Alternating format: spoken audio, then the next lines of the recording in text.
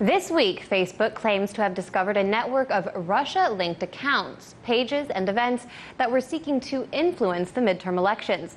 Facebook removed these pages and alerted Congress of their findings. However, the company has yet to publicly present evidence proving the accounts to be Russian-linked. Additionally, critics point out that several of the event pages shut down were real events organized by real people.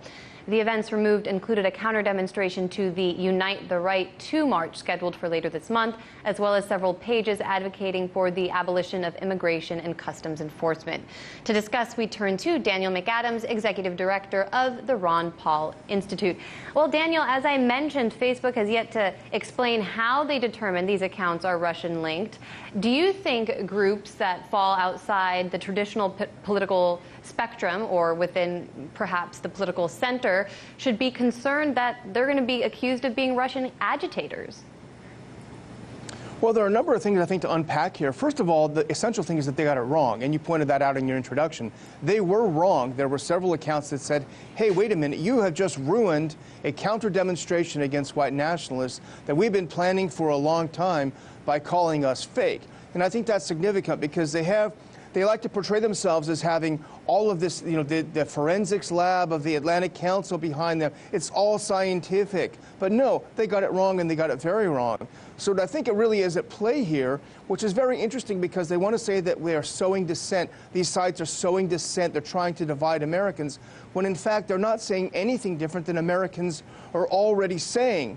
Glenn Ford of the Black Agenda Report makes a very good point. By mimicking the language of legitimate dissent groups and then calling it Russian interference, what you're actually doing is marginalizing legitimate dissent groups, anti-war groups, anti-racist groups, anti-surveillance groups. All of a sudden are now all psychologically falling into the category of being illegitimate, foreign-funded, foreign-backed. It's a very insidious thing that's happening right now. While Facebook claims to be combating foreign meddling, it's actually consulting a partially foreign-funded think tank, the Atlantic Council, on which accounts may be Russian-linked, as you mentioned. What's your opinion on that? That is a very good point. And if you read the Facebook release, it's really a sort of a bizarre release. They were sort of triumphant about finding these 32 accounts. And they said, quote, it's an arms race, which is strange. Facebook is usually something where your people are posting pictures of their kids or their cats or something. But no, it's an arms race. And so it sounds so exciting. And why is it so militarized? Because, as you suggest, they have brought on board the Atlantic Council to do all of their forensics for them, to decide what we can see or can't see on Facebook. And the Atlantic Council, as you alluded to, first of all, it's funded primarily by the United States government, various United States government entities, including the Pentagon.